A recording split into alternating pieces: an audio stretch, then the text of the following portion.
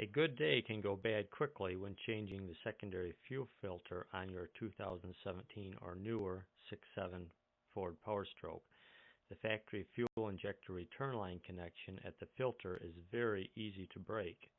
Unfortunately, at this time, the manufacturer only offers the complete fuel injection return harness. We have had customers tell us they have been quoted as much as $1,300 parts and labor to repair this problem. Here at AccurateDiesel.com, we like finding inexpensive answers to pricey problems.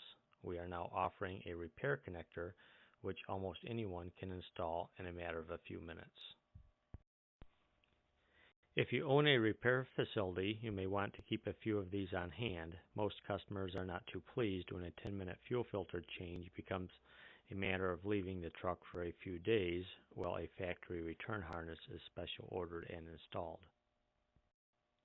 Surf on over to AccurateDiesel.com and navigate to the 6.7-liter Powerstroke section to purchase. It might be wise to buy one of these, even if you do not need it right now, to prevent a bad day in the future. Cheap insurance if you make your living with your truck.